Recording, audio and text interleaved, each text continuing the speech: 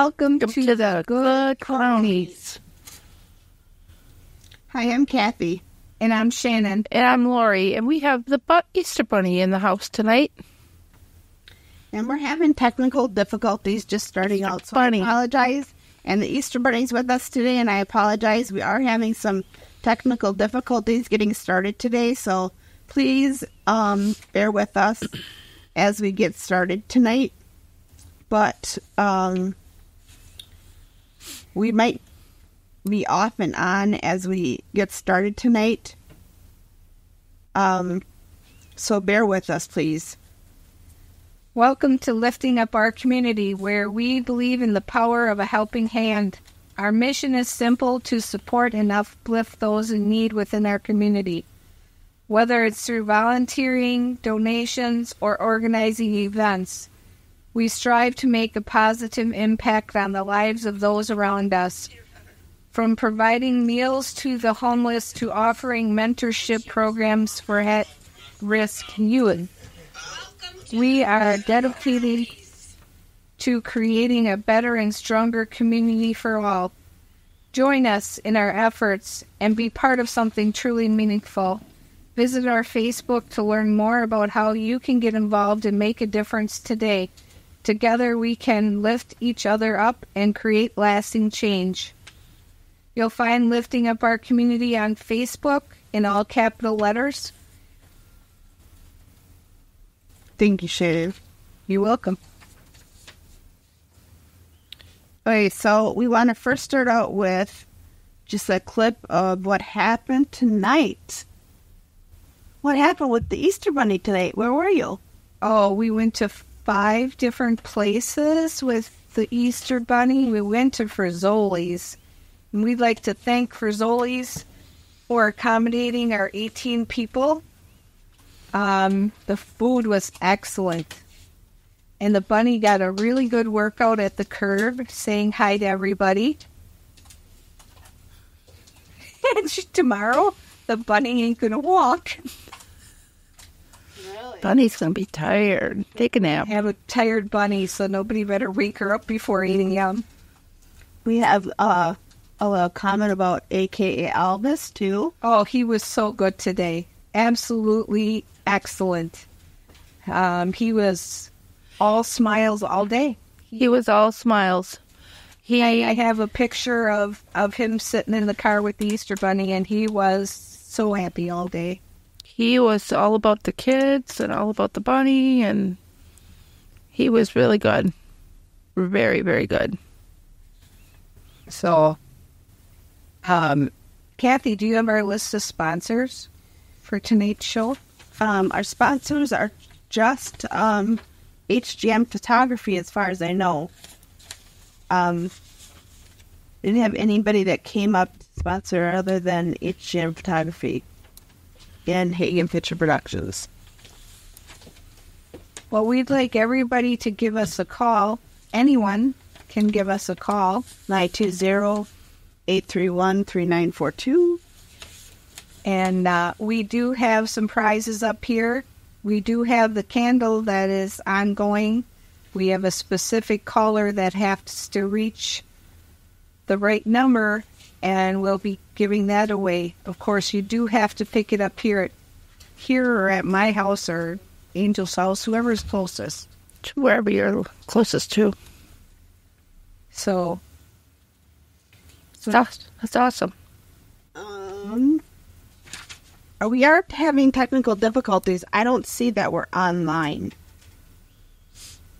Are we good, Tony? Because it's just, I'm not showing it. It's going over and over and over. We're checking with our producer. Find out a link here. Huh? A link, a new link. Okay, hold on.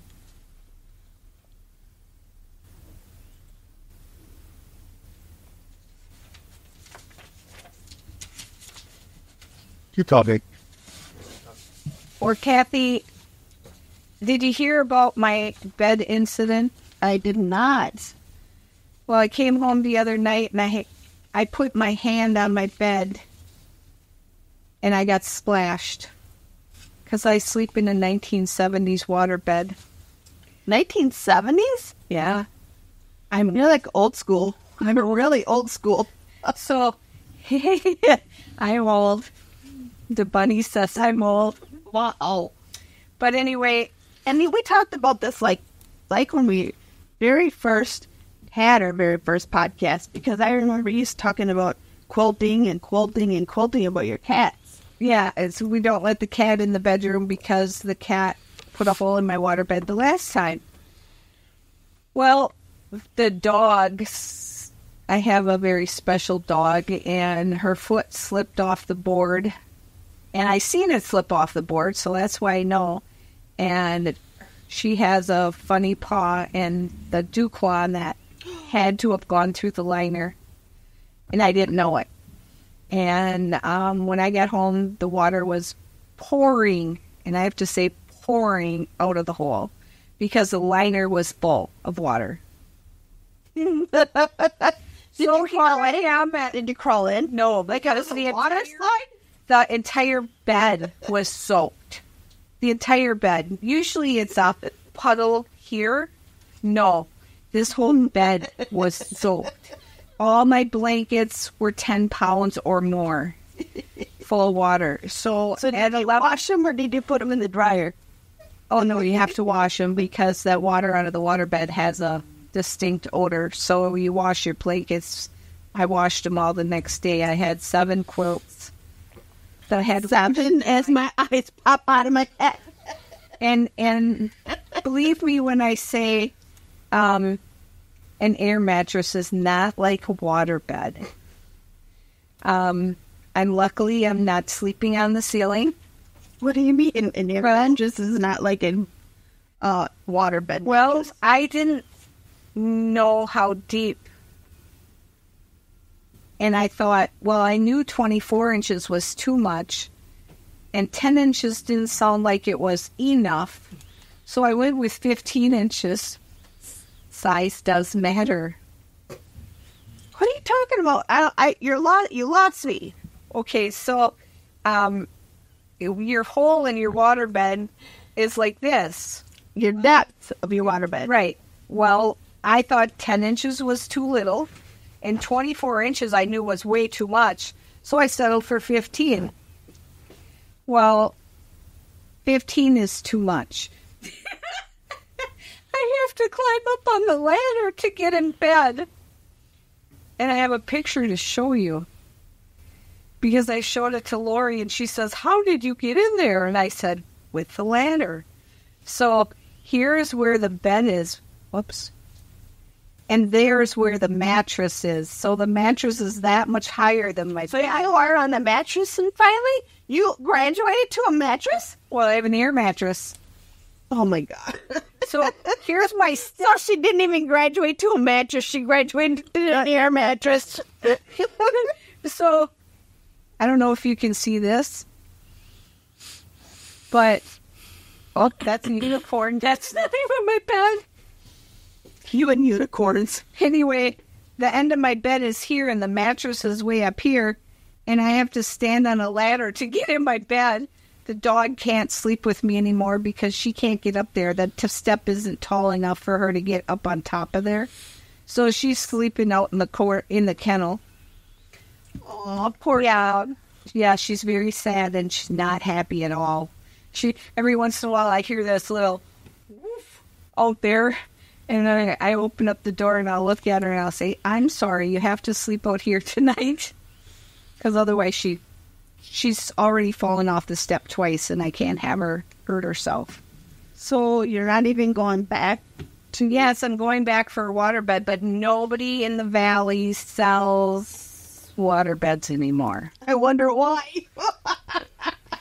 But I found this really cool thing that can go over my mattress to protect it for the next time. I've never seen it. It's a company called Legacy, but it takes 2 weeks to get here. So now I have to sleep with an electric blanket because the airbed's too cold. I'm used to 86 degrees. I called her at 8:30 this morning, and I said, good morning. She goes, I'm cold. This is not good, sleeping on an air mattress. I'm like, why? I don't like it. It's not warm enough for me. So you incurred a cost of in your mattress. You incurred a cost on a heating blanket. No, luckily I had one of those. I didn't have to buy one, but I had to go dig it out. So I'm doing this at midnight. I got to bed at 2 a.m. That why when I asked you how you were doing and you said no sleep. Yeah, that would be why. The first day I had no sleep. I was up all night. I was too cold. I was shivering in my bed. And I got zero sleep. And then I had to function all the next day. And yeah, it wasn't pretty. Well, and that was, I didn't have the air bed the one day. So I went to my son's house and I slept on his couch because I had to buy the air mattress the next day. And then I had to set that up. So that next day, and your busy day is Tuesday. Yeah. And so I had to set up this air mattress at I think midnight. Bunny's falling asleep. No, she's just listening. Are you just really hot? Do you want to come out of hiding? Okay. We're going to pause the air. We're going to pause. Nope. You're going to leave? You're just going to leave us? You got to leave and come back? Okay. All right. Well, good. Thanks for coming and visiting us. And you can't take that off in here. No, she's got to take the microphone off. Oh. That's it off. Before the bunny leaves, does anybody have any questions for the bunny? Give us a call, 920-831-3942. You can call us. Okay. Bunny's here yet. She's going to leave right now. She's going to reinvent herself to someone new. Okay, back to your mattress. Well, right now it's really high. And like I told my kids, I said, I'm lucky I'm not sleeping in. Because I went with a 15-inch mattress because it was a better quality. They didn't have the 10-inch mattress in the quality that the 15-inch mattress. So that's why I went with that. So will the new what kind of waterbed mattress? Will it have a mattress, a thin layer of mattress on the top so the cats and dogs paws? Well, there's actually a thing you put the mattress in, and then you zip the cover like a mattress pad. So the mattress will be totally encased. That's cool. And I've never seen it before, and I just started researching it, so I'm doing some research before I order it. But it takes at least several days, and my son thankfully has Amazon Prime because I don't order anything offline. I don't do anything offline, so he can order stuff and gets it in one day. Yeah. So he will order it for me when I get my list. Help you find this? Oh, no. How did you? I went to Google and said waterbed mattress, and it came up with several different sites. I could go to the one place in Appleton that sells waterbeds, but they don't have the mattress in stock. I have to drive up to Green Bay. But they don't offer this enclosure that I think I want this time to protect the mattress. And I'm still not going to let the cat in. What about Sierra? Sierra will always come in. This was a freak thing that's my hand. And I'm having a board that will make where she puts her paw, will make that wider so that this can't happen again. Because I bring your thing back, be careful because we get a big squeak. Okay. Screech. Okay. I know that it was her paw that slipped off. It was total accident, but I'll make that wider so that she won't happen again. Thank you. Thank you, sweetheart. Well, welcome, Angel. Thank you. You can see. I need an alibi. I'm just here to establish an alibi. Got it. Looks like a very comfortable shirt. It is. I killed the Easter Bunny on the way in. Did you? He was running so fast because he was so hot. He was trying to get out to the cold. I literally ran right over him. Well, I hope he doesn't go in the creek. I hope. Not either. I hope you didn't kill him so he can come back next year. I didn't kill him. Okay, good. He literally hopped right over my head. Oh, good. I was just like, whoa. Seriously, he was like, phew. Yeah. Once again, I heard that Danny was really good. Oh my God, he was absolutely awesome. Even with all the kids. I mean, I think we had more adults than we had kids. Will Billy come? Billy had to work. Sam's what let him off. And no, Shannon, we couldn't just call him in because he already asked for off. So they probably would have fired him. So, yeah, I wasn't going to take that chance. I don't need him home 24/7. I do need some breaks. But even without Billy, Danny was really good. He was really good. He was excellent. He was excellent. He got to ride with the Easter Bunny, and he helped the Easter Bunny and packed the stuff. And, yep, he was all excited. Awesome. We gave away, 50 bags? I think we gave away more because I made an extra 30. So we had 90 total? Yeah. Oh, wow. What she doesn't know. So you didn't have enough sheets to put in the bags, huh? I didn't have any sheets. I was waiting for you to pick up the sheet. Yeah. Well, I don't have enough hours in the day. Yeah. And we'll get them out there. We made it originally 60 bags, and then Angel added. I wonder how we got paper sacks. And I said once, where'd the paper sacks come from? And you just kept walking. Actually, if you looked in those paper sacks, they actually had the Fazoli coupons in them. We had coupons? Yeah. I showed you them. You did? Yeah. For the lemon ice. Oh, yeah. Yum. Yeah. It did. It went Peanut. yum. Oh, yum. Whoa. I didn't touch anything. Are we getting a call? All I know is we all jumped really good. Whoops. Tony, is that a call? No call. What was that? Probably because it's screaming so loud. You scream loud again. I want a caller. Pick up your phone, who's ever listening right now, 920-381. Oh, we have door prizes. 3942. We have 3 door prizes left, and we have a candle numbered For a special caller. for a special caller. It has a numbered. We have a number on the caller. From day one that we started. This is the number right here. Nobody can see the number. I just showed him. No. This is the number right here. And we haven't hit that number yet. We're trying because we've called 2 people. So incoming has been that number. Okay. So it's actually this number. Because we've called 2 people. Okay. You are my HGM Photography is actually the sponsor of today. So we're talking about my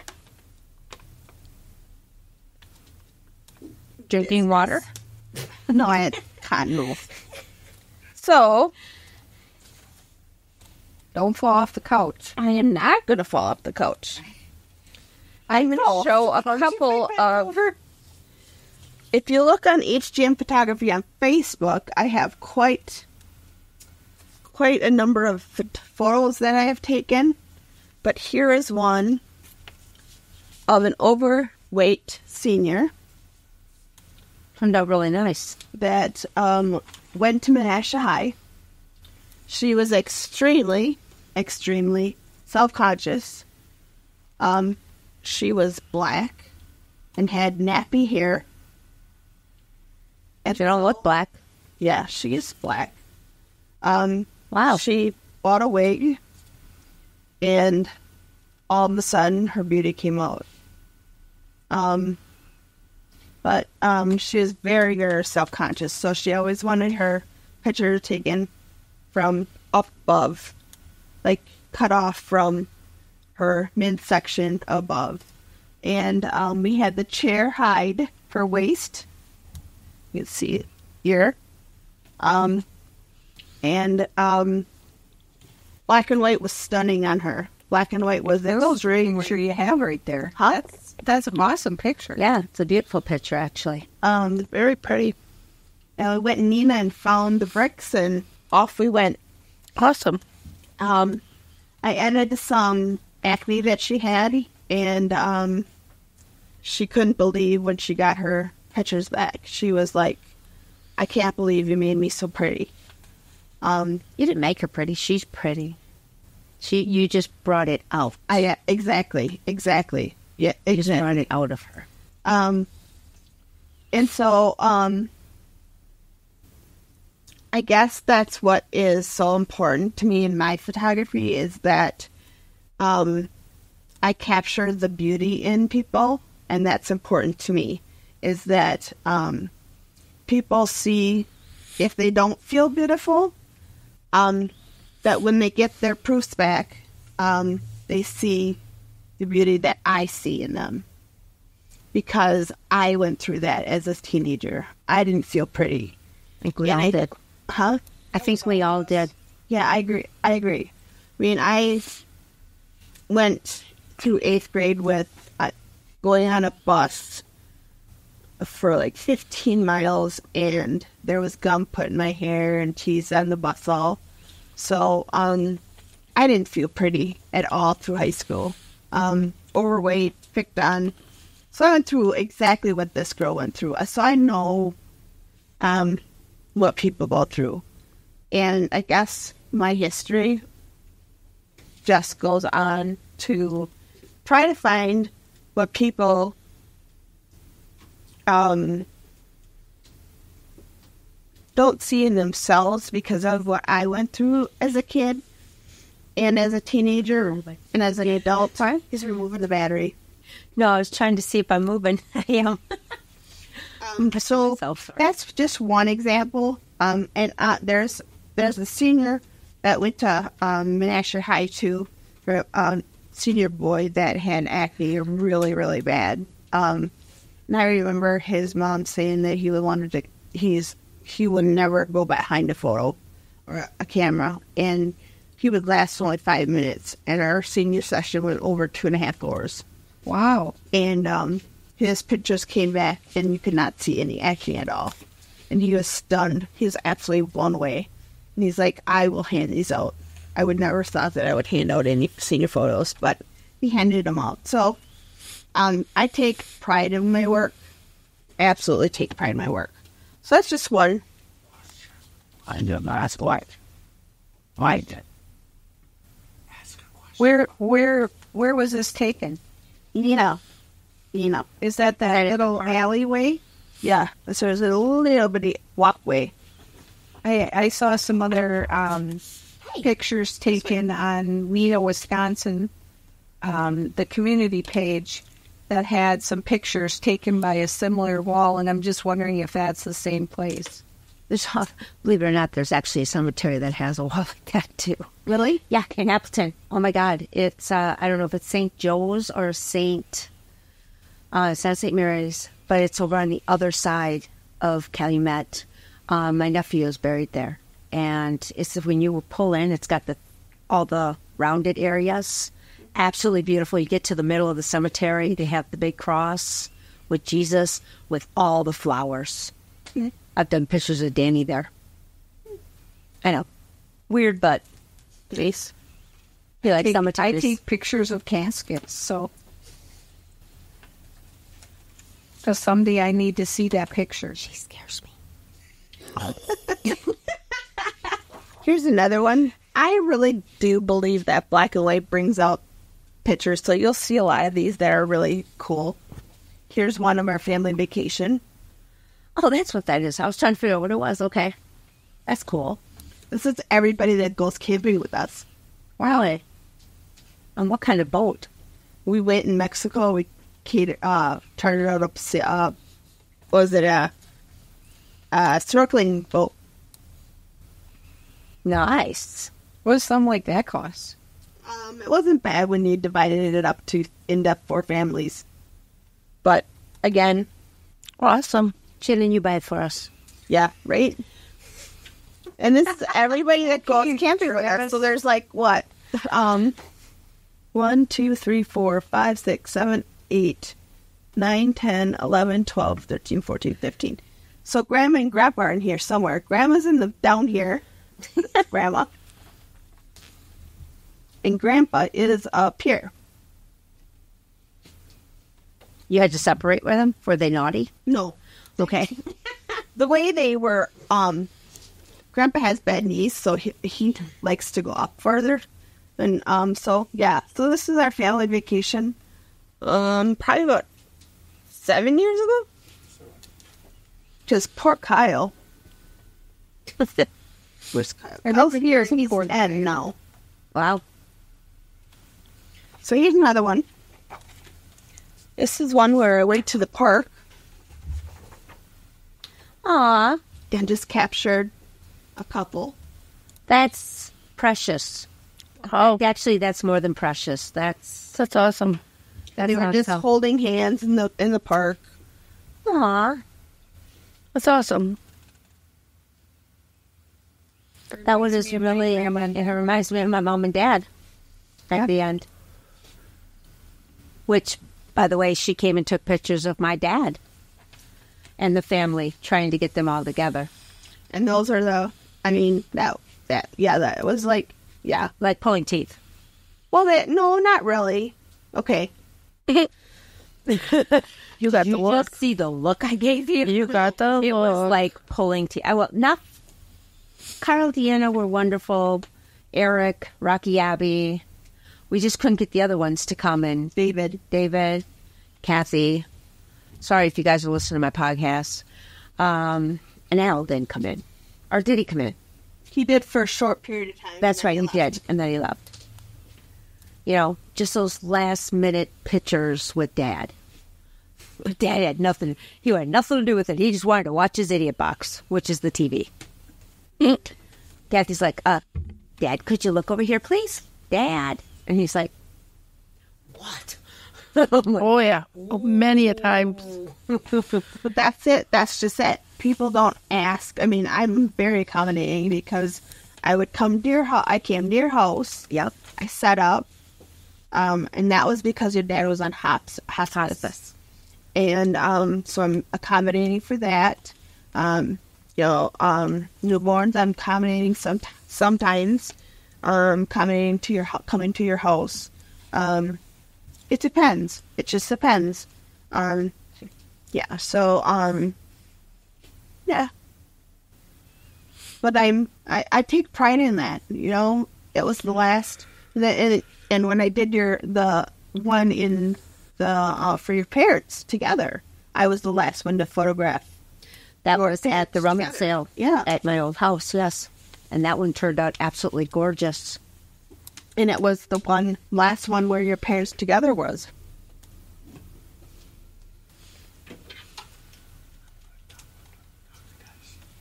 Are you going to sing? Here's one of a Buddha wedding.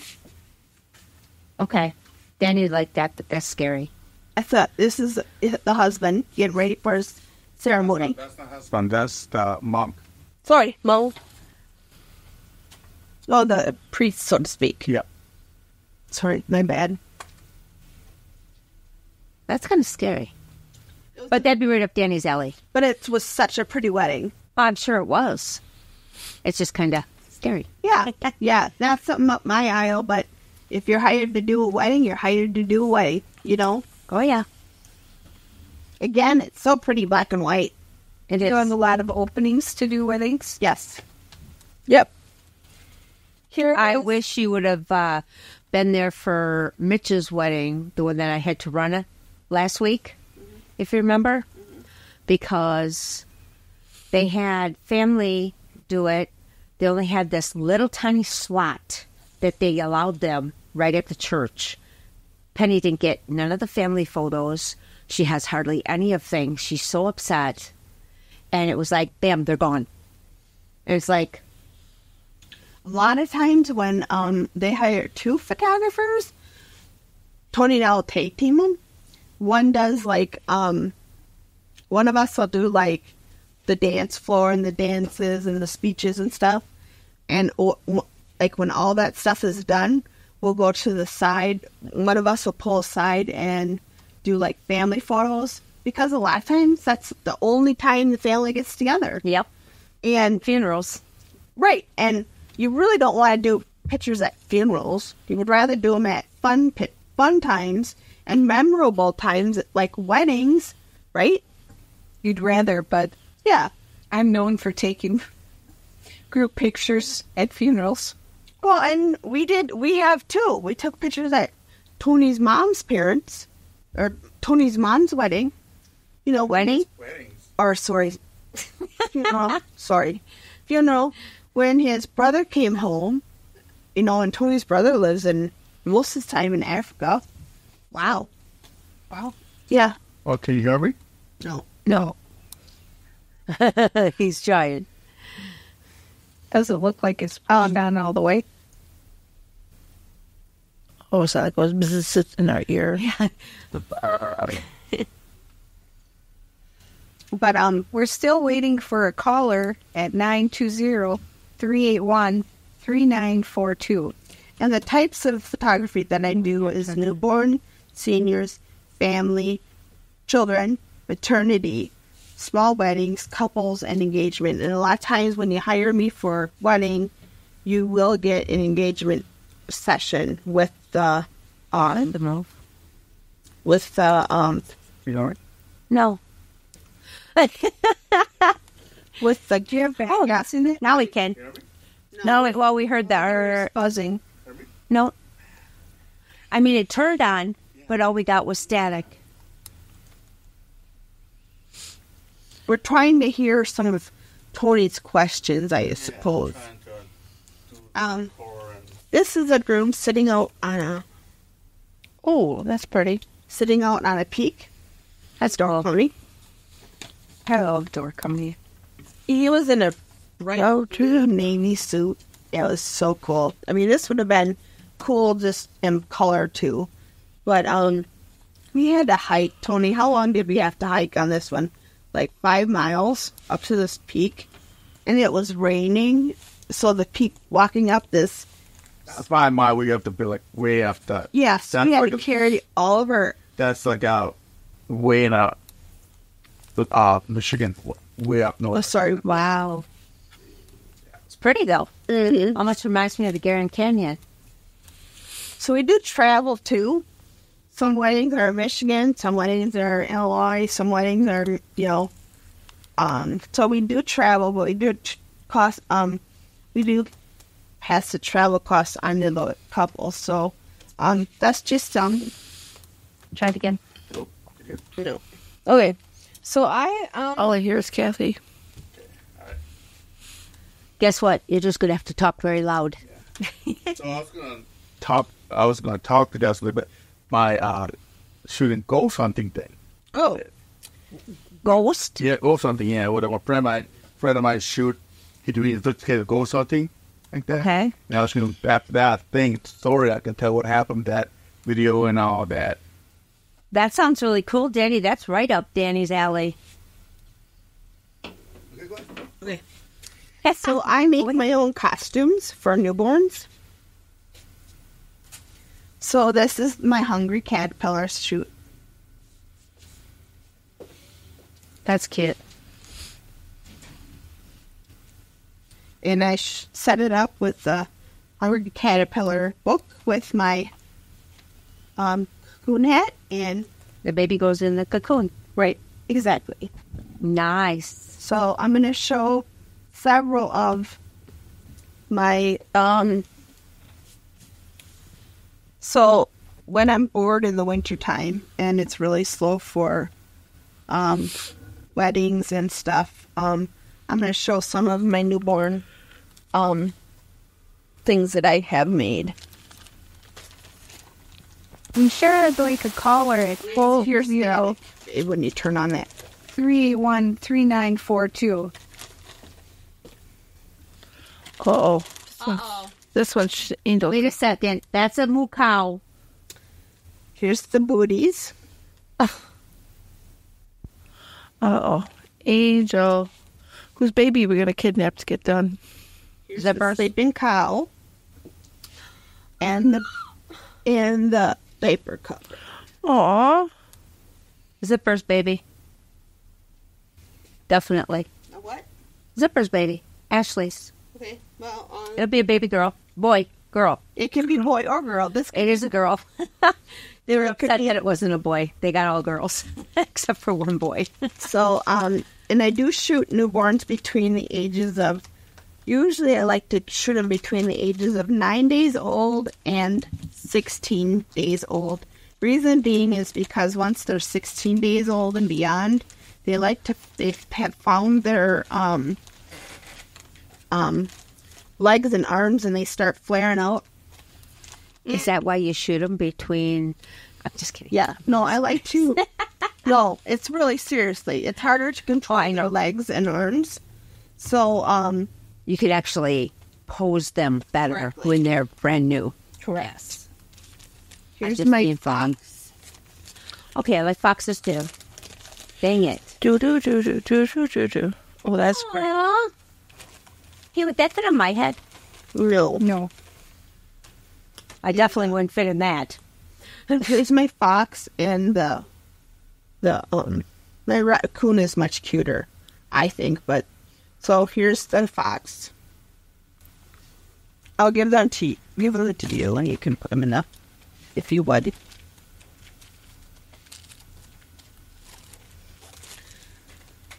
Here is the gator, or the this one took me a long time to make. This is the gator hat, or the crocodile hat. This Awesome. really, really took me a long time. Look at all that stitching on the back of the head. Wow. Yeah, it's got a dragon hat. This could be a dragon too, I suppose. And I just, it's all, all the little details of all, the hat, the ears. This one does not have a diaper cover, but I suppose I can find the green one that I made. If you could swing the camera over to all of my, okay, well, I have 1, 2, 3, 4, 5, 6, I have 6 long bins of stuff. And I just picked out my favorite ones. Are you playing footsie with me? Knock it off. It's live. They can see We that. can still take phone calls at 920-831-3942. I'd love to take your calls. Come on, guys. Somebody call us. I know Katie can't. She's at church. Somebody that we met today, I said quite a bit about the podcasts. Somebody give us a call. We seen out on with the bunny today. Here's the bunny. Aw. The bunny in the diaper cover. That's cute.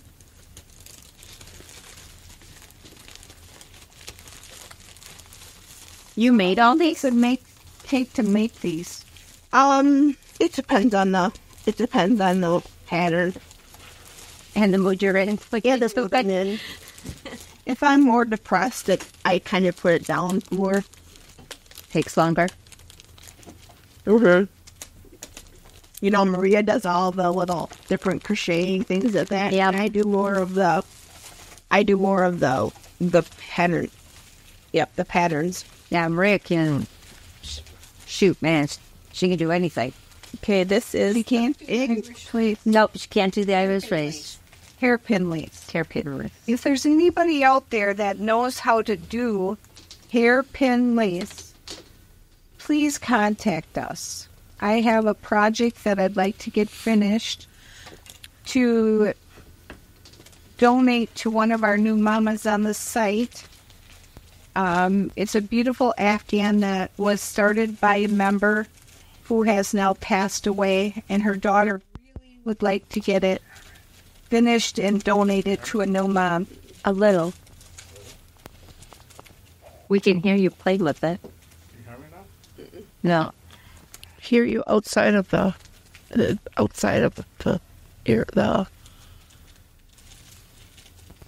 Okay, so this is the pig. Oh, that's cool. That's adorable. Between her showing that the lost dog that we were talking about, Sheba, last week, they still have not found her. Please keep her in your thoughts, okay? This poor little puppy's been missing for a while. And if somebody has taken her in and isn't saying anything, please, the family is really missing her. I mean, really. If you drive around Menasha, you will see all the signs up. It is so sad. I mean, that'd be like if I lost any of my cats, which I did. Mm-hmm. Well, that just goes to show you that why it's so important to microchip your dog or cat. Yes, well, I do have Elvis and Presley snipped, clipped, and chipped.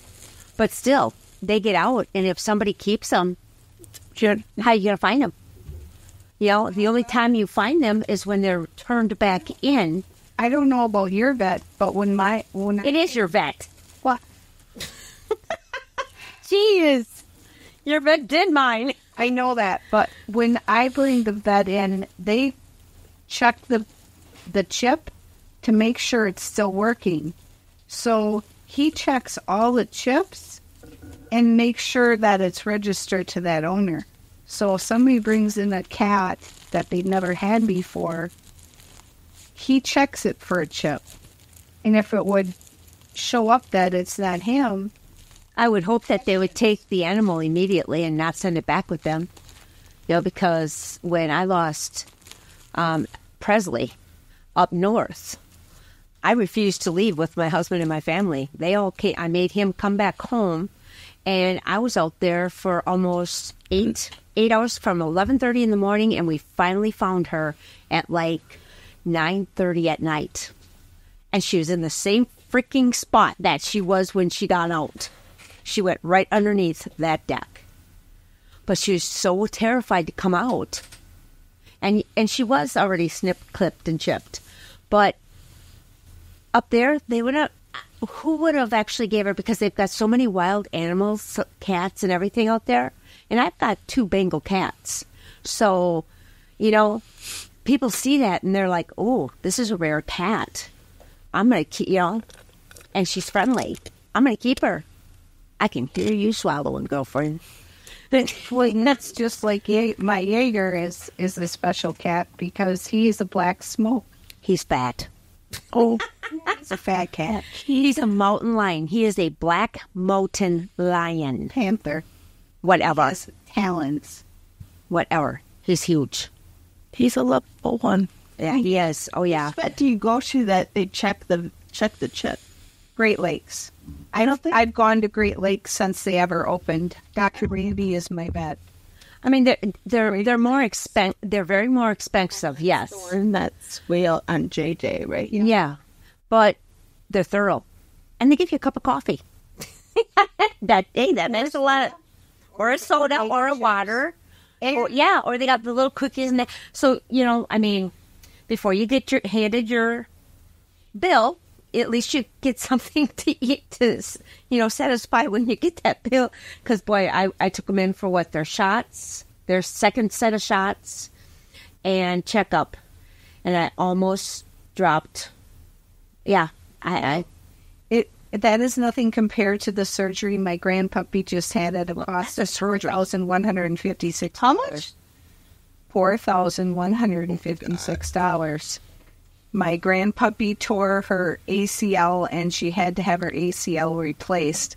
But, okay, put your teeth back in your mouth because Blue Pearl, the emergency vet, wanted over $6,500. I wouldn't go there. Hands down. I don't go there. If I don't have to go to the emergency vet, you will not catch me there. It is so overrated. So they spend way too much money. And they make you sit for hours. And you don't even get back there with your pet at first. So you're wondering what the heck they're doing with your animal. You know, I'm sorry, my animals are my babies. Mm-hmm. They're my babies. It's like wellness, okay? My Spunky and Punky were with wellness. Wellness has They have remodeled, and they have gotten bigger. Yes, they have, and I think it's better than it was. It's a lot better. Even the one that I didn't like, He's been fired. Starting. The big guy? No, he's still there. The big guy. Yeah. I mean, what? He's still there. I had a different name for him, but I'll keep that to myself. He's the one that told me to put Spunky down right there when we found out he had the stomach cancer. The young guy was fired. The young guy was fired because, yes, he did miscommunication with other people, several people. But yeah, this guy was he didn't have the bedside manner like Dr. Amar.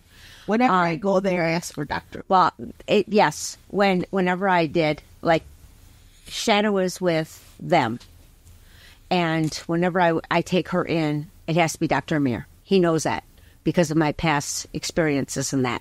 Because when I had to put down Punky, she was only 2 pounds because of her thyroid. Her thyroid was so bad they couldn't get it under control, and it was time. She was just so tiny. And then when I lost her, well, then within a week, I lost Gizmo, my sugar glider, because she used to come to the cage every single night, and he'd come out and ride her. Yes, I know, sugar glide mamas, just keep your opinions to yourself. Yeah, I really get snapped at that because a cat with the sugar glider, it could turn and eat them at any time. I'm sorry, no, they didn't. And even with the 2 or the 3 that I have now, Elvis Presley and the Black Witch, Shadow, they're really good with Charlie. And Charlie has totally turned around since I've lost Gizmo. And I know a lot of people are like, oh, you got to get him a partner. I do not have to get him a partner because you know what? He doesn't even bark at her anymore. He doesn't bark at him, and he doesn't bite. He doesn't bite me anymore, and he eats all the food I do. Sorry, I'm just going to say it the way it is. And they get mad at me. That is the honest to God truth. He just gets a smorgasbord. Yeah, but his favorite is my roses. Yep. Yeah. If anybody gets roses and they're starting to die, I'll take them because my sugar glider just goes nuts when you put him in his cage. He is like a teenager. He turns into a toddler. I'm not kidding. He just rolls at him and he throws them up in the air. It's funny. It really is. I remember seeing that happen. That was fun. Yeah. Yeah, it was. That was fun. Okay, so I made a Packer outfit. That's awesome. That's pretty cool. Jersey. And this is very How stitches that? It's crocheted. Wow. It's really tedious. Wow. It's got a special is that the baby yeah. yarn, thank you. Yeah, and it's a special kind of, this was extremely expensive yarn because it's the one that has the rabbit fur, or I think it's the rabbit fur that we have in our sweaters that make it really soft. This was tedious. This took me a long time. That looks tedious. Because the zeros and the stripes, this one was a pattern of HE help. And I don't like to say that word, but along, because of the lines and the zeros and stuff. So this one, if you want this one done, the baby has to be less than 9 pounds because it will only stretch so far. Wow. Okay. It does have some give to it, but so that's more like for a preemie baby. well, no, because 9 pounds? 9 pounds. That's not a creamy baby. No, that's about Rocky was 914. That's a bowling ball. Well, at least I thought it was when it came out. And I can edit it so that if it's more than 9 pounds, I can edit it so that the stitching is a little bit longer, bigger, whatever it needs to be. So, yeah. So, if you want a Packer uniform, you're going to have to get looked right away. Okay. On to, if you have a maternity, there are a lot of maternity shoots. I have, I think, 4 outfits that you can wear. This is one of them. I have a dark purple long one. This is the short one. I have a medium, large, extra large, and extra, extra large. And you just borrow them. So that's what I got. And I could probably bring them to the baby shower too. Listen, yeah, we'll see. Come on, guys, give us a call, please. How many viewers? I can't see them right now. Phone number. We have 3 different viewers. So, viewers, please call us at 920-381-3942. Again, I do newborn, seniors, families, children, maternity, couples, and engagement. And, You don't do pets? oh, I do pets. What do you think of this? Okay, I'm just saying that you didn't have that in there. And if I do a newborn of yours, I do take pictures of the baby with several different props. I have an itch, sorry. Lori, you want to hold some up? You have a unicorn? I'm working on one. Some. Ha, we got snowman. We got snowman. I got the snow. Okay, so we have a monkey. Oh, you could hold this one. Okay, so we have a bear that Lori has, a monkey that Lori has. And if you get a bear, I have several different scarves. Like the bunny has a multicolored one. Mouse. That's a mouse. Oh, a mouse. Sorry, a mouse. It can have red, black, green, whatever color it wants to have. And I have a bunny here. You're getting yours. So here's the green scarf. I have a purple scarf. This is a bunny too. So the baby gets photographed in with one of these, and then you go home with it. That's just wrong. Oh, shut up. Oh, my God. What happened? You're sick. It's Shannon. I was waiting for it. She says, I have a bad mind. Not even close. What'd I miss? I was just hanging on to them. Exactly. Okay.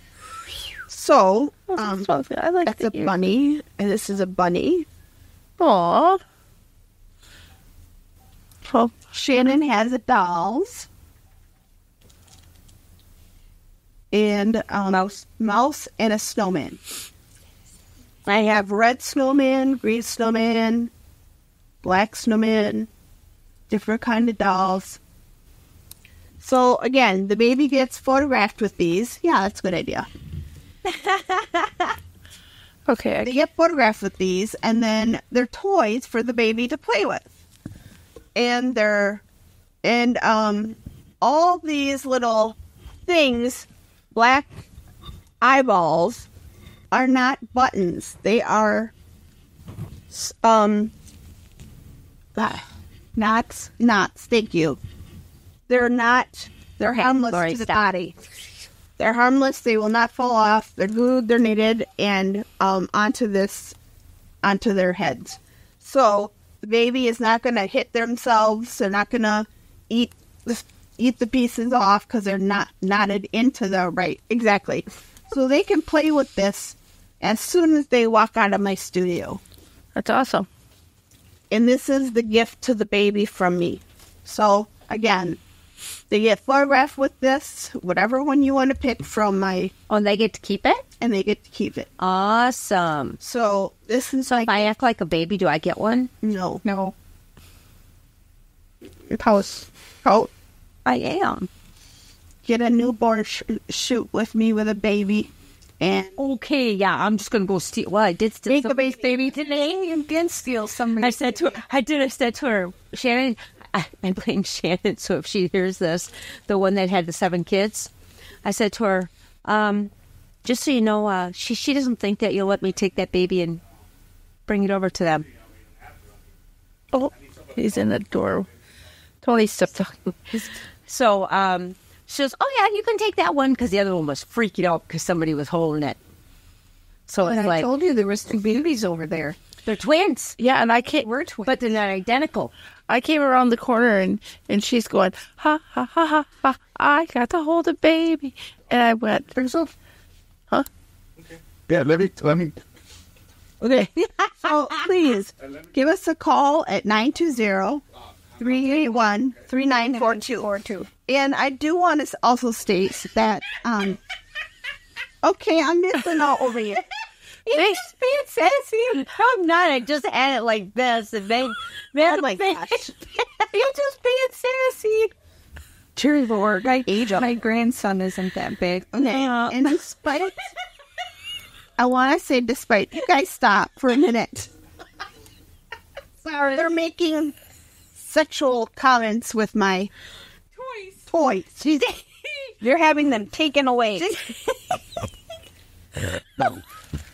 The largest toy that I have, most of my toys for the baby are about 5 to 6 inches long. Okay, shut up. Shut up. I'm sorry. I didn't shut up, and then I grow up. And when I leave you, I throw up. Sorry. Except for the monkey. Shut up. And despite me being a small business, I am pleased to offer competitive pricing that surpasses many others in the industry because I am disabled and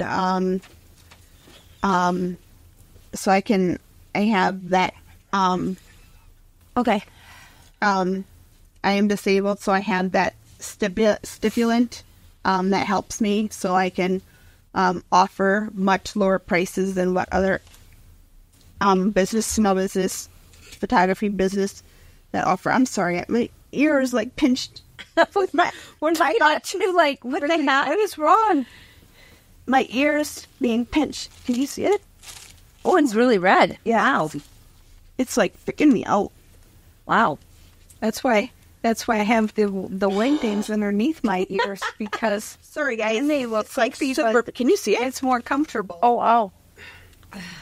Looks like this bow is up higher than the other way. Bend my ear in the other direction. Okay. All right, guys. Any questions for the photography business from any of you guys? No, you pretty much answered them.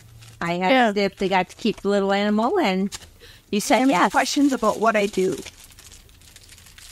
Yes, I full photograph inside the studio, outside my studio. I will travel. If you have any questions about what kind of animals I do have and don't have in costume? Yep. Do you have Where's the unicorn? yeah. I have to have a unicorn, you know. Anything else? Is there something you haven't told us? I do have a mouse.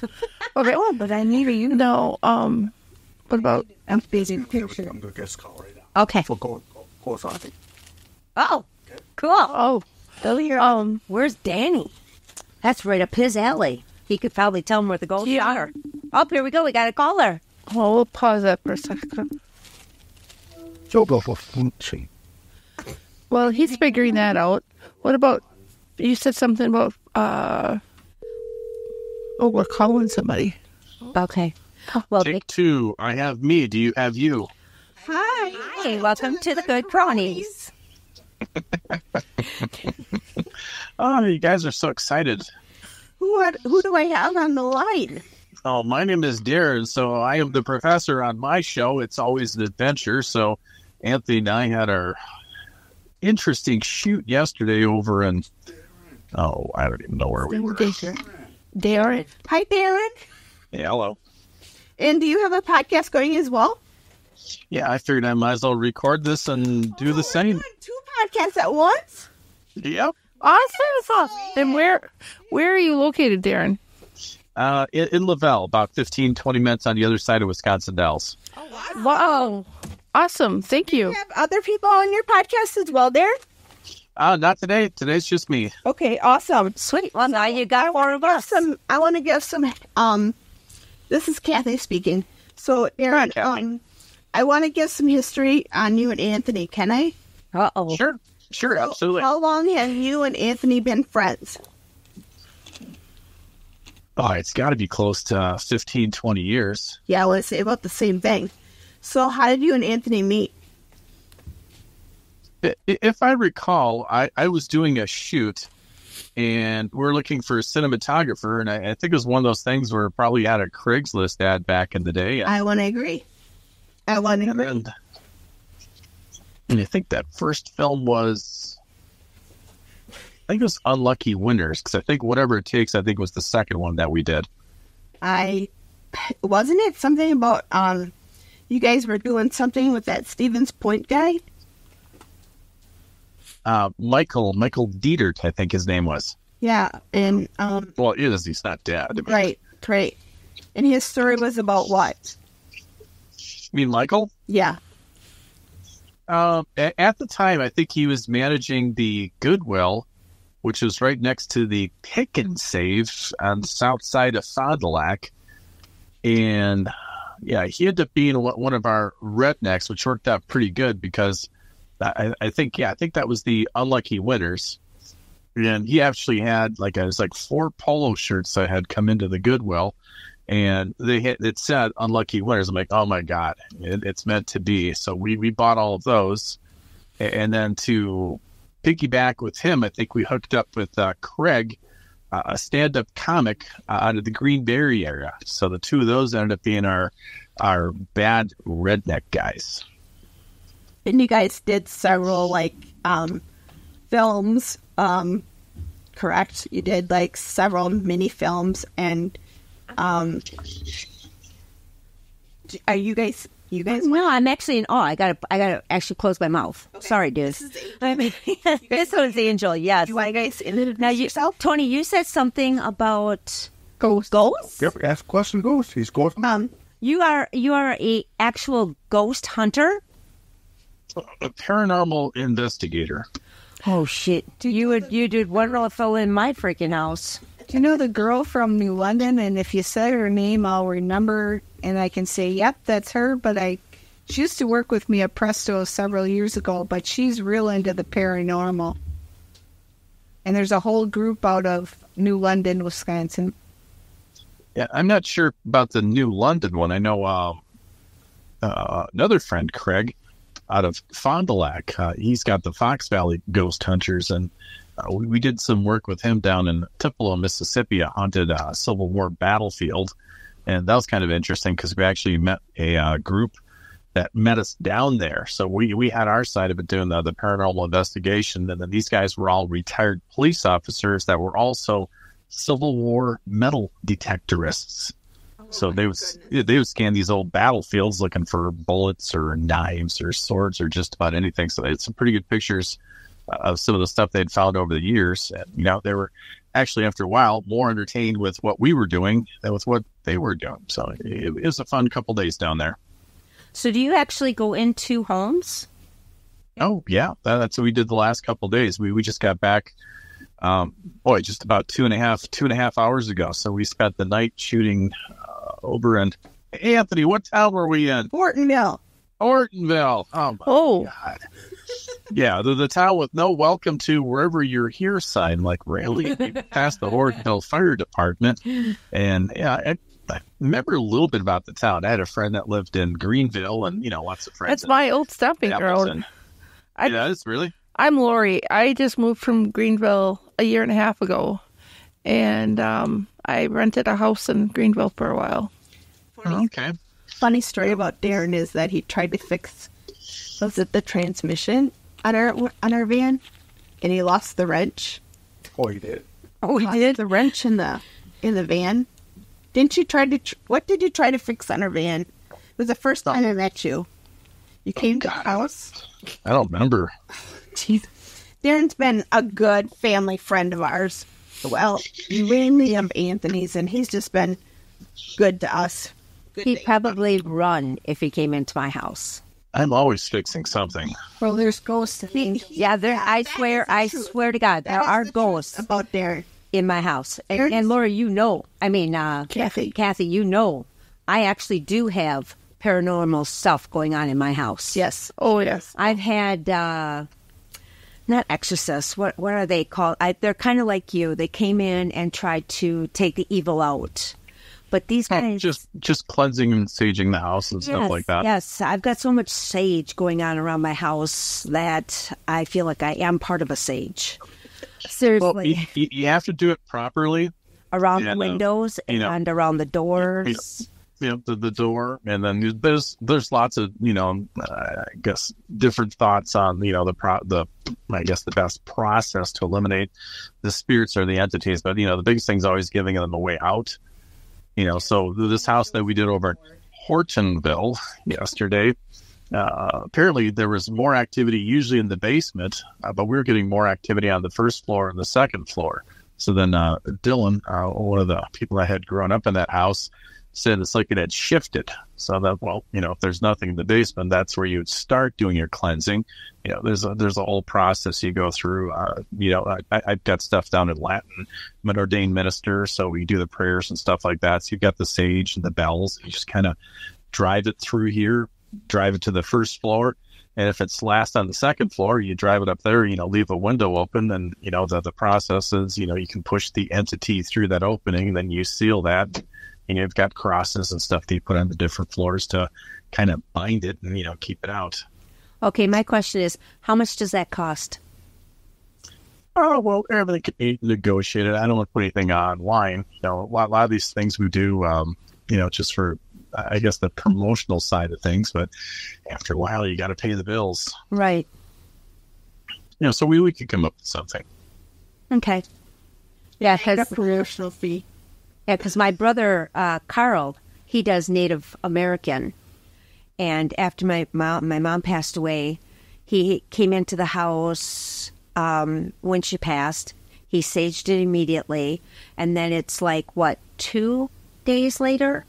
I believe it's 2 days later, he had to come back into the home and sage it again and make sure all doors and windows were shut, or else she would come back to the home.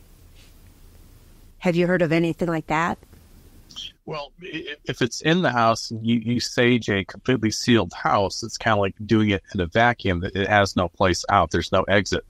So you have to give the entity or the spirit, whether it's, kind or evil or whatever, a way out. Once you get it out, you banish it. So then you seal that last little spot, and you do your, if it's Native American, you do an incantation or a chant or a prayer. And then you place a cross. Then you seal that last spot. So once again, you got to sage that spot closed. I think that's what he did. The process. I think he actually had one of the windows open and then went through the whole home and then pushed everything that way. Okay. Yeah, because a lot of people, when they do that, they want you out of the home. And I actually want Danny in the home so you can take the entities from him, because these guys can tell you he can sit there and talk to ghosts. And my son has Down syndrome and autism, but he'll sit there and be having a conversation with my mom and dad who passed away. But those aren't the ones that bother me. It's the ones that actually piss him off and make him angry, and he'll literally grab the wall. There's a particular... Yeah, move. Yeah, there's a little boy in the house that is There's a particular wall in Angel's house that when those spirits, I'm going to call them, are present... They piss him off. It makes him very uneasy. Yeah. His mood change will switch from good to... Let's get out of here. Real fast. Yeah. Yeah. And he's actually scared. Yeah, you can actually see when a really bad one comes, because his facial expression is just like he wants me to get them out, and I tell him he has to kick them out because I don't need him to come back and kick my butt. Yeah, it's pretty scary. My mom and dad's house, but I've taken care of a lot of people at the end of their lives, so. Not at that location. Yes, at that location. Oh, at that location. Okay. Yes. I've had two of my grandmothers pass away in the home. My mom, my dad, my aunt, and two of my aunts. That, These guys don't like it when I say it, but I call myself the angel of death because they come to me at the end because they don't want to get put in a home or, something like that. So there is a lot of spiritual stuff in that home, unfortunately. And then a lot of times we also bring along the equipment where we can, try to get words back and forth. Oh, wow. A couple different devices do that. One just does a sweep of radio stations. So if it finds the correct word, that helps. In other words, an obelisk where there's like a dictionary, theoretically you can pull a word from that. But a lot of times, Kim, who's the sensitive, my wife, part of this group, she'll get a name. And we got no names yesterday at the house in Hortonville. But a couple days ago when we were down in Florida, we had 2 names on the Appalachian Cemetery, Lisa and Ralph, and they appeared twice. So the same names pop up twice. So, if you think of the concept of the radio station, just scanning stuff back and forth real fast to come up with those same 2 names that close together, it's pretty random. It's kind of like winning Powerball. Right. So, there's something to it. Yeah. Because Denny, he'll tell you that he talks to Grandma, Grandpa, Travis. Travis is my nephew that committed. He hung himself when he was 17. He talks to a little boy that, I don't know who the little boy is because we've not had any little boys in the family pass away. So, and this one really makes him angry. Loves to make him angry. Prior owner of the house, possibly?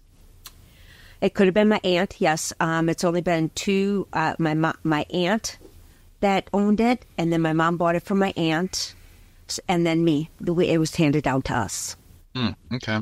So it's been in the family. The house has been in the family. My uncle built it. So, yeah, she could have lost a child there.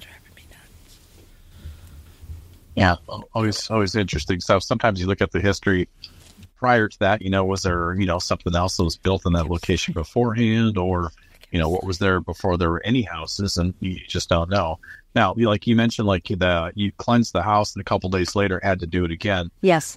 Sometimes an object can get brought back in and something was attached to that, or, just by opening the door, if the entities, and weight, outside, could attach itself to something that just brought itself back in willingly. Well, I think they do. These guys can tell you. Yeah. There's something. Definitely something in that whole There's thing. something. I don't mind the good ones. It's the bad ones that need to leave. And I leave right. A couple of the house yesterday were not so nice. Normally they're pretty kind. They just want to, communicate, do their little funny things, move little objects around. Casey was talking about an orange that was rolling by itself. It rolled up onto a spoon at a flat table. It's like, a little crystal was hanging from a chandelier, a little ceiling fan, and, it started wiggling. And then some bells on a door, not hard enough to ring the bells, but just enough to wiggle the strand that the bells were on. It's like, so then you start looking for, the obvious mechanical types of things. There's near a register or duct or a vent, or, did a fan turn on or something, and, everything goes off in the house. Something easy is usually got just toilet paper, because it blows real easy. You can see if something's, moving on the floor or current or something like that. But, when it's dead calm and something else starts to move, it's like, So then do you believe that the animals can see them too? Well, everything sees things differently, different spectrums as far as what they can see. As far as dogs, definitely, different range of hearing. That's for sure. Especially if you think about dog whistles, you can't hear it, but the dog hears it. Same thing like we talked about our full spectrum cameras.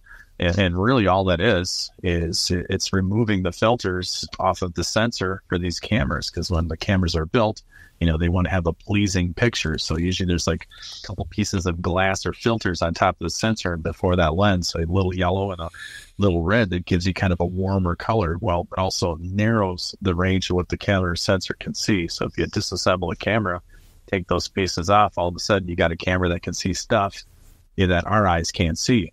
Now same thing. Can an animal see something we can't see or something else? Yeah, probably. Yeah, because all of a sudden my cats will be just Elvis, for one. She'll be just laying there, minding her own business, and then all of a sudden she will just literally jump from a laying position and just turn around and look behind her. And I'm like, what are you looking at? Nobody's even by you. You know, I know cats do that, but it's like there was nothing even by you this time. And then we just put it off to, okay, let's see the grandma or grandpa or, you know, somebody in the house. Well, they call it animal instinct for a reason, you know, self-preservation, protection, all that. So something's there. Wow. That's amazing. Well, it's really cool that you do that. It really is. So how long have you been doing this, Darren? As far as the paranormal side of it, I'd say just a couple years now. As far as the film stuff, probably 35 years. You know, as far as seeing weird things, going on 60 years, I would say. Wow. Have you ever been to the Paulding Light? What's that? Have you ever been to the Paulding Light? No, what's that? Minnesota or Michigan? Michigan. It's up in Michigan. It's a light that's in the middle of a field. Huh? A little bit louder. It's in Michigan. It's about 45 miles from my grandparents' cabin. And it's a light that they can't explain. And it is real. It scared me. Everybody else was out watching for it. Well, I saw it. And I jumped in my car, and there's a lady in a white dress. Yeah, that one's been around for a long time. So you've heard of it? I heard the stories, and I heard the stories in multiple locations. Actually, in my hometown in Stevens Point, there's a Jordan Park, and you know the same story about the bride in white, you know, died, you know, whatever on the way to a wedding or after the wedding. You know, different versions of the story, and all of a sudden, you know, you're driving through that area, and you see a woman standing on the side of the road in a white dress. It's like, don't stop. Right? Yeah, don't stop. No, I heard about that one. I really did. And you're right. Don't stop. Don't stop and investigate. Keep going. Yeah, the Good Samaritan being helpful, it only goes so far. Yeah, exactly. You can tell that it's not real. I mean, it's real, but it's not real. Your mind is just going crazy. Yeah, bingo. And I'm not a sensitive or a medium or anything like that. I just look at what I can see through the equipment that we've actually bought or made or constructed or anything like that. So, you know, if I can see it on the electronics or something else, you know, then I know something's going on. Like we use the FLIR cameras, which are thermodynamic. And if Kim says, you know, something grabs her leg, you know, then I pull the FLIR out and I look at her. She's, you know, 99, 100 degrees. And then the spot she says this thing touched her is white, like her calf is white. And then it's reading about 30 degrees colder than the rest of her body. You know, you can't fake the electronics like, something there. Or we also use like the SLS cameras, which create little stick figures. You know, it's like if you're playing your video game, it looks at you, turns you into a stick figure, and then it throws you into the game. So it does the same thing with things standing in front of it. Now, you have to watch out for the false positives, but if you have something that's, you know, it's got a head, 2 arms, 2 legs, a torso, and it's standing somewhere it shouldn't be, and someone else is like to the right or to the left of it, well, that's 2 people, not 1, so it's not a doubling of the image. So there's something going on there. We got a lot of good activity with that. And then, you know, sometimes we have the EVP meters. One will go off and one will do absolutely nothing. Darren, explain those abbreviations. Well, the SLS camera, the easiest thing to think about it is like when you play your video games and all of a sudden you got this camera on your TV, whatever, it's looking at you. Then all of a sudden on your video game, there you are, you're moving your arms, it's back and forth. So that's all it's doing. It's projecting hundreds of little laser beams or sensors. And then when it sees something, it pulls that data back and it just turns it into an image or an avatar. So same thing with the camera. It's looking for something in front of it. As far as the EVP meters, just kind of think of them as Geiger counters. You know, so if there's something with some hint of radioactivity, you know, which isn't bad. I mean, everything's got some type of radiation going on with it, like Earth magnets and these types of things. You know, so if it's sensing something, all of a sudden, you know, it'll start blipping. And then a lot of our equipment, I take apart and I remove all the grounds. I put really good grounds in there and then put it all back together. You can put like 3 or 4 of my piece of equipment on top of each other and they don't go off. What are grounds? What's that? What are grounds? Like grounding on electrical cord. You have a negative, and then you have the positive, so the current goes in and out.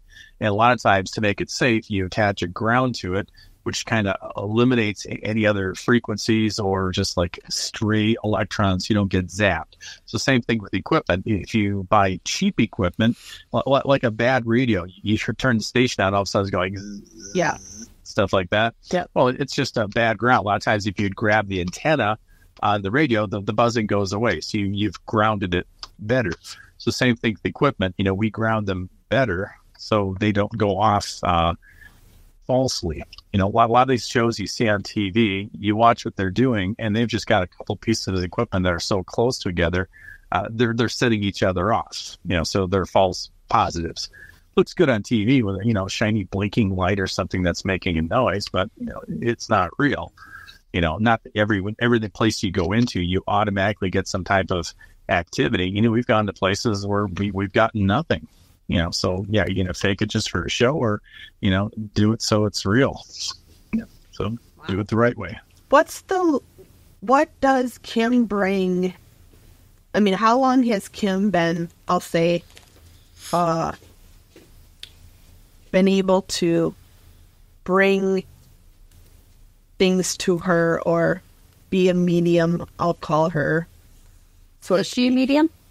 No, not a medium, but a sensitive. Sensitive. That's the word. How long has she been sensitive to be able to bring enemies or lights or entities, energy to her? I would leave that one to her. She's not here, but at least 30 years. Wow. So there's a lot of history there that I'll let her talk about. As far as that, Kim and I have been together now about 11 years. So yeah, interesting stuff. And once again, not all people have that type of gift. I don't.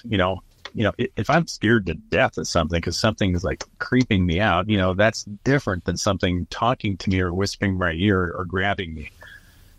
Unless I bump into a stick and I think, oh no, something scratched me. Anything grabbing me would freak that crap out of me. Oh yeah. I think I'd be packed and moved out already. Right? I mean, it's bad enough things drop or move or stuff like that. By something grabbing her. Oh, that's just part of life. You get used to it after a while, and you cope and you adapt, and you try to get that thing removed from you as fast as possible. We did have some fun with a news sensitive yesterday. Friend David out of the Green Bay area, actually just north of Green Bay. And, once again, people do things differently, different techniques. And, he had a couple of things that he did were interesting as far as removing some of that negative energy a lot of times that you end up taking back with you. Normally you try to shut down the investigation and you say your little prayer and like your chants and stuff like that to leave whatever could be possibly on you there, because you don't want to bring it back with you. And, he has a different way of doing it. So once again, you incorporate, another tool into doing something. And if it works better, great. If not, it's just like a practice. So why doctors call their business practices. Nobody's perfect, but this is what we do. And the more we do it, we just keep practicing. So the one you just met, he actually brings them home with him? What do you mean? You said normally before you leave the place, you like to make sure that... We leave it where it is. Yes. So the gentleman you met, you said he actually does it different. Does he actually... No. He has a different technique of making sure that there's nothing attached to anybody leaving that location. Okay. I was like, why would you want to bring it with you? No. No, you could do it by accident. I did have one that attached to me for a long period of time. I actually came back from the Tupelo, Mississippi, and we called him Ed. So apparently he was a soldier with the 9th Brigade out of Minnesota, died on that battlefield down in Tupelo. So we did the research on that. And then when we were doing a shoot up in Sheboygan Falls at a place called the Fat Cow, there was another group that came in using their voice stuff in their spirit boxes. Then I told him, hey, out of curiosity, ask if there's anybody here. And then the box came back a couple seconds later, yes. And then ask it its name, or his or her name. And then must have been about a minute and a half later, clear as day, Ed. Yeah. Oh, wow. Good for me. That would freak the crap out of me. That would be enough for me. Well, we've had freaky things when we've been around our kitchen table. Oh, wow. Yeah. And all of a sudden, a cold breeze will come, I mean, normally my house is hotter than hot can be, like in the night, especially at the Cold Spring Road. And then we would just take it off to being Grandma Hanson at that time. The other house. Well, we sold that one, but I mean, even a scarier house. Hey, upward mobility. Yes. Keeps you on your toes, I'll tell you that. There you go. One step ahead of the ghosts. So do you record these, Darren? Do you record? Yeah, I actually just got done transferring some of the footage. Anthony was shooting yesterday on his Panasonic box camera. I did a little stuff on one of my DJI cameras, and then a ton of stuff on some of the field recorders, a couple of the full spectrum cameras. So I just got done moving all that footage probably just about an hour ago. So right now I'm running at about 2 hours of sleep. So do you share this footage, or what do you do with the footage? Well, these are going to go into the episodes. We'll talk about them on our podcasts. And then as far as the actual video of footage and everything that we captured, those will go into the episodes for our series. It's Always an Adventure that we're going to market to Tubi. So we've just about got the pilot episode done. So the first one's going to be about an hour and 42 minutes. I think we're going to try to shave that down to under an hour and 30. And then pitch that over to Tubi and see if they like it. We get some nibbles on that. Then we'll have to scramble and start putting together, the rest of the episode. So we'll have, we did the haunted bar up in Escanaba, Michigan. I forget the name of that one. The Delft Theater. Then we had the haunted school in Glen Beulah, the bar in Sheboygan Falls. Now this house that we just did, a couple of our road trips down to Florida, the cemeteries down there, St. Louis, Nashville, and then just a couple others. So, realistically, we probably have about a year's worth of episodes. So hopefully they like it and we can get her going. I know that my young man will definitely jump on it, Billy. I mean, he watches ghost stories and all that stuff on YouTube and stuff. What is the name of your podcast? The Professors, It's Always an Adventure. Professors, It's Always an Adventure. And I am an actual professor at the American College for about the last 19 years. That's awesome. That's awesome. Well, thank you so very much for sharing with us. That was really cool. That was really interesting. Thanks for having me. And if you guys want to do another one, we can get Kim. Just give me like a day's notice and stuff, and we can talk about some of the things that she did. That would be awesome. That would be absolutely awesome. Would you like to do it sometime in April, Darren, or would you like to do it sometime in May? Oh, April's easy. Okay, we have not the next week, but it would be the 20th, and no, it would be before the 20th, the week before. Well, just have Anthony give me a holler like tomorrow, and I can look at my calendar and stuff. All right. Okay. But usually the evenings are pretty good if I'm not gone somewhere. Okay. Awesome. Thank you. Thank you so much. You have the last No, I just tell him not hang up until he says goodbye. Okay. Thank you for being on the Good Cronies. Yes, thank you so much. All right, thanks for having me. You guys have fun. You too. Bye-bye. Bye. Yeah. That was absolutely awesome. Billy will definitely jump on that. Make sure you send that to me, because Billy tonight will jump on his podcast immediately. Oh, I gotta show Robert how to get on it, and I'm sure Robert will watch it too. Yeah. Well, I hope we have a lot of people from our podcast that jump on. Yeah, because that was very interesting. I hope like I said, he could do a whole show just on my house. Trust me. Well, in our podcast, I hope we get a lot of people jumping on our podcast, because that was super interesting. That was. A lot of people are like, but he didn't, we got to call her. Hi, welcome to the Good Cronies. So what Anthony thinks, is that okay? That was awesome. You're still on. Oh, Yeah. but The encore.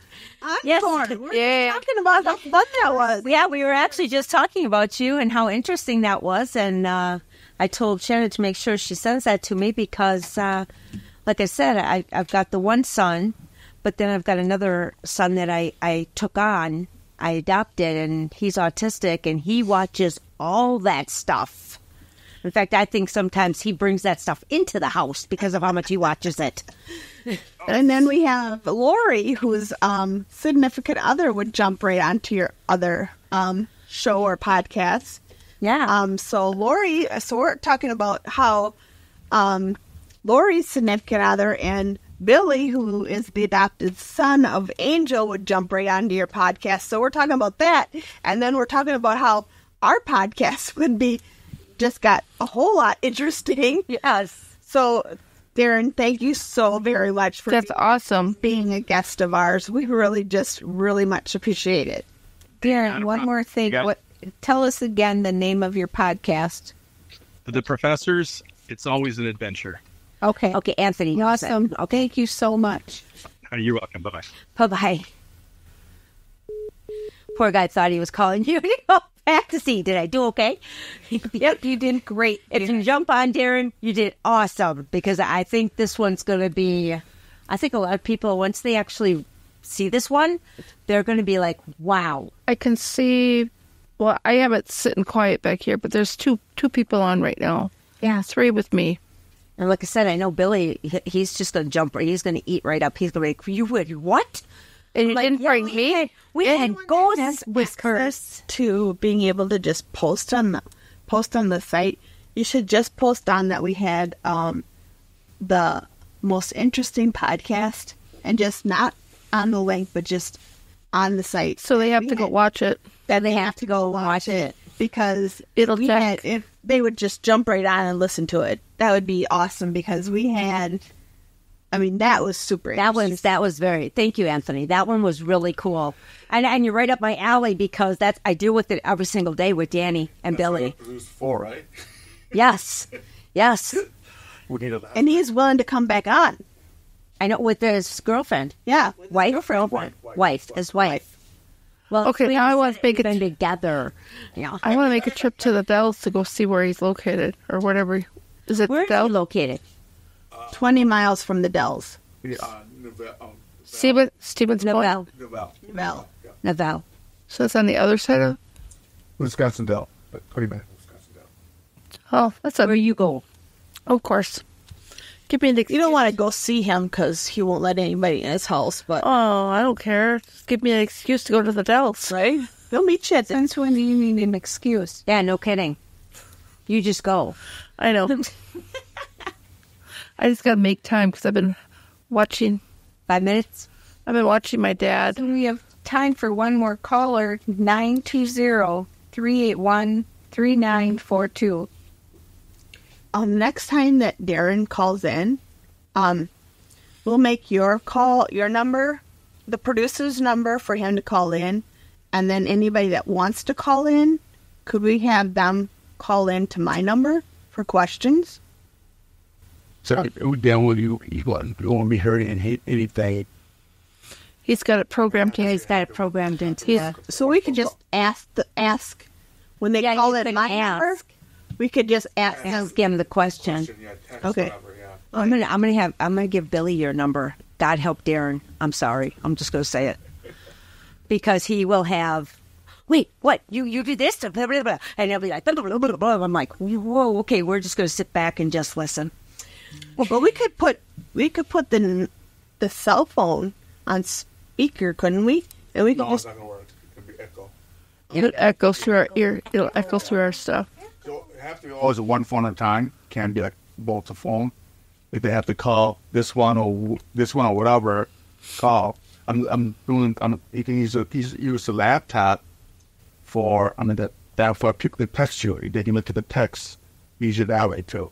Yeah, you could do that. Because right now Billy doesn't know how to do that. my phone's hooked up, my iPhone hooked up to my phone. Anybody can text anytime, even if they're calling. You can send a text. Okay. So do we have anybody out there that would like to call us? Come on, guys. I mean, we just had the most interesting call ever. Yeah, Right up my alley, that's for darn sure. You can live chat us too. Oh, I could get Carl on here too. What? Do we have 14 people on? No, that's the wrong place. Sorry. No, right there, brother. I was going to do the whoo, yeah. I know, I looked at that before. I'm trying to think of who. Okay, 2 minutes. 2 minutes. Shannon, you got anything to say?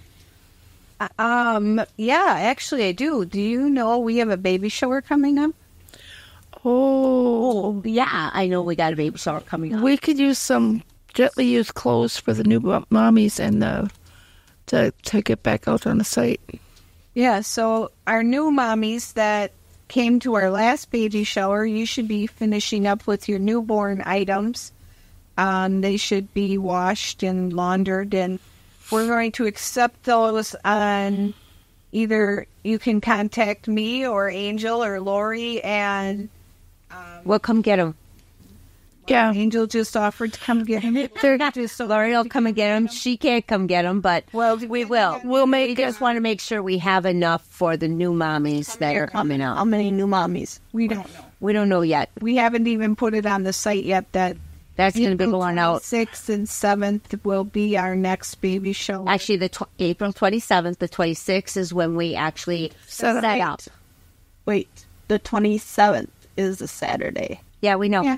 Hey, We will be done, and over here, we'll start early enough to the. Aren't you going to be? I will be at a wedding, yes, but I will. Was that a phone call? No, Oh, it's just a phone. Yeah, we'll have it done I won't early. be able. I won't be here for that podcast, so hopefully we can get somebody else to fill my spot. Yeah, we have Katrina coming that night. Okay, so the 27th of April, 20th. Sorry, the 20th. 20th is she gone. She's gone. The 20th, she'll be gone. Okay. So maybe we should have Darren come on the 20th. 27th. Saturday gone 20th. Wedding. You will be? Yes. So we won't have a show the 20th. No, because 27th. we can do a pre. Yeah, he'll do a pre, so we'll do two, boom, boom, back to back. Next time. So the next time we come in, we'll all still be here. We'll just do 2 shows back to back. Like one show, like one show back to back. Yeah, The one is a live one, and then the other one he'll hold and just push out there the next time. I understand what he said. Yeah. I did too. We're all We good. should do Darren back to back then. Okay, we're closing. Closing. Anyway, 1 minute, everybody. Good night, everybody. And yet, we got 1 minute. Jeez, you guys. Sorry. Thank you again for Fazoli's. Thank you again for Thank you, Easter Bunny.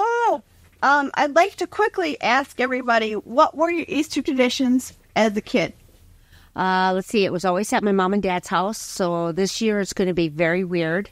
We are actually going to Golden Corral, which we have never gone out to eat ever in the 58 years that I've been alive for that kind of stuff. It's always been at a house. But unfortunately, my house is not ready for it. They all wanted me to have it. We're still processing, getting rid of mom and dad's stuff, which is not easy. I'm just going to tell everybody that is not that easy. I have 82 years of my mom's stuff, 80 years of my dad's stuff. And people just say, oh, just get rid of it. How do you get rid of your mom and dad's life? And that, because you know what? Once it's gone, you can't get it back. no. You can't get it back. Donate it to Goodwill. Their answer to you is, oh, well, I'm sorry. Yeah. So, it's sad. Don't you even swear it like that. Well, there's a group on Goodwill will never get my stuff. a group of treasure hunters that do Goodwill, and there was just They got some really good stuff. a lockbox that was found, and it held a camera. The camera itself was valued at over $400. It belonged, then they found the history to this camera. It was a doctor that owned it, and he loved to take all kinds of wildlife pictures. And I bet you that there was still film in that camera, and when they did I it, didn't see that in the article, but it wouldn't surprise me. They came in and cleaned out the house and just gave it all to Goodwill.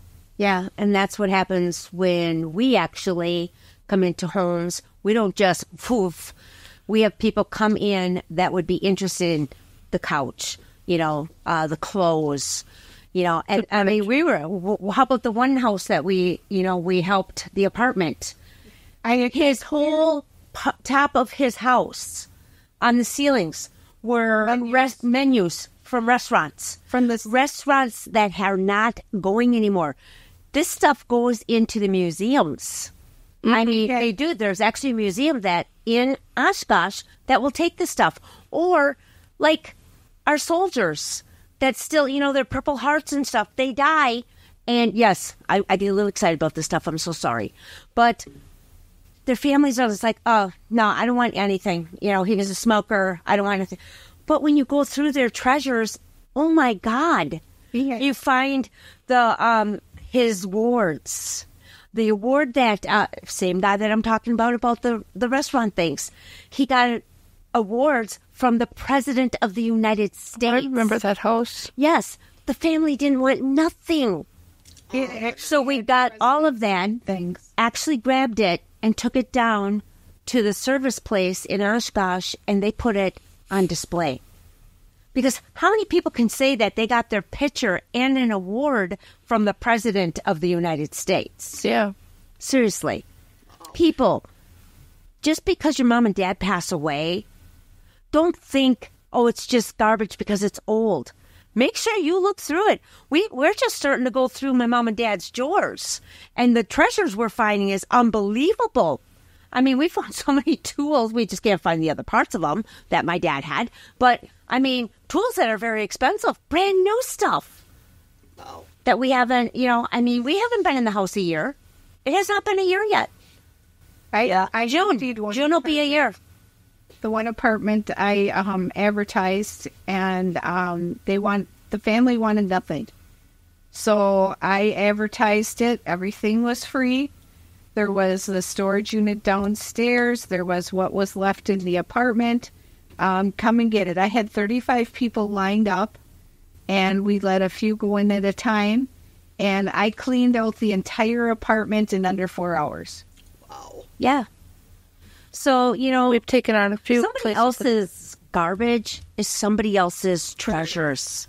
So kids, right now, the kids of today are unfortunately, they're called throwaway kids. They don't give a crap about anything. Some do. Some do, but some don't. Because all of a sudden they'll be like, oh, this cord, it's old. I'll just get a new one at the next place. And when there's nothing wrong with that cord.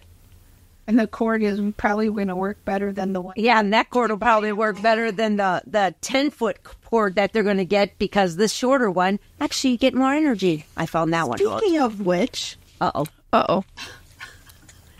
Here we go. Sorry, we went over it all. I got a popcorn popper that was my great-grandma's that my father asked for. That was his only wish, was to get the popcorn popper that was passed down to his mother.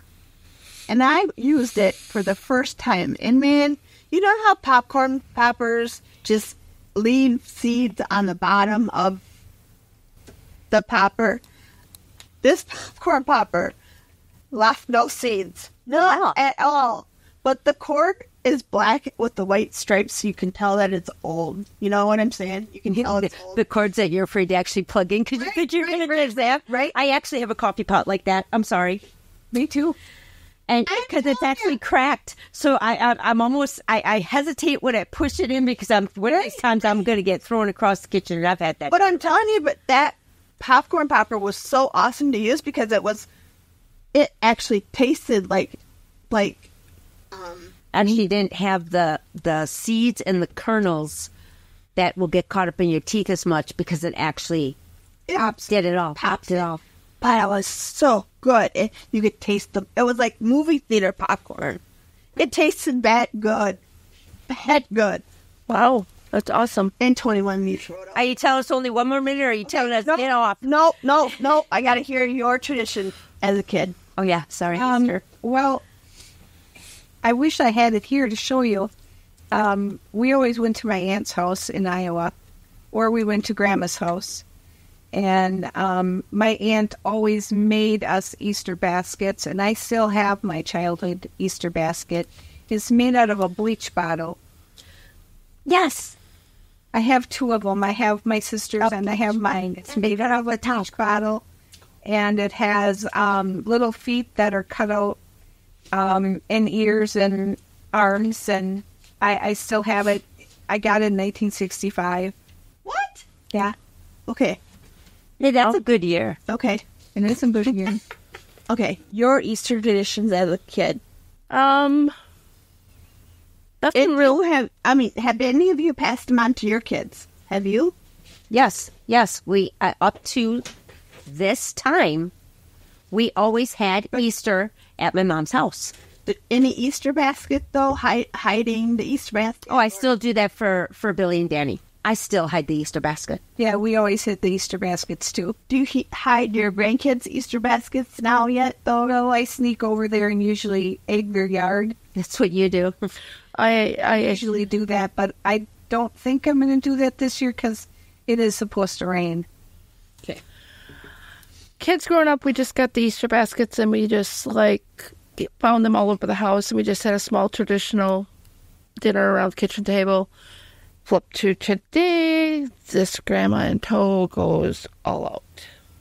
This year I haven't gotten to the stores yet to find treasures because my grown kids have been extremely busy. We're not celebrating Easter for a week and a half yet because everybody's schedule is so... But you usually do it at the hotel. We rent a small banquet hall from Country Inn Suites in Little Chute. There's a plug out for them. And kudos to them because I pay for the whole day and they let me in there the whole day plus. And sometimes they throw me some extra water park passes because I come back. Okay. Well, my Easter tradition was, as a kid, my mom sewed us, my sister and I and her, all the same matching dresses. It's pretty cool. Oh, okay. No, it's not. Look, I mean, I guess it was cool, but... It's cool, but I know where you're coming from with that because my mom, the moo-moos and stuff. They were all A-frame and very plain. And the patterns back then in the 70s and 80s was like interesting. And they were all A-frame, so they were cute. But yeah, so the Easter baskets were always hid. That's her Easter basket. I can't. Okay, you'll have to tap it so I get it. That's as late as it goes because my phone is dying. Dying phones. And then Mom and Dad always hid our Easter baskets. And the most difficult Easter basket that I was ever had was two that I remember. One was a basket hid inside the vacuum cleaner. We've done that.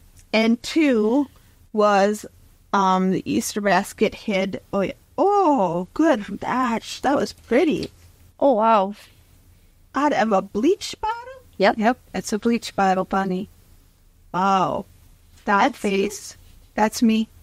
You're a cute kid. And then the second one was up in the attic. Actually, this was when I was 8 years old. So it was 68. And it was right after the stove exploded on me because that's the shortest hair I ever had. Oh, wow. I lost all my hair. Okay, guys. And then we had the boys' baskets up until they were old enough to figure out that the Easter Bunny was not real. And then we switched to... Wait, what? Eggs. Wait, what? What? The Easter Bunny's not real? Was he not just sitting here?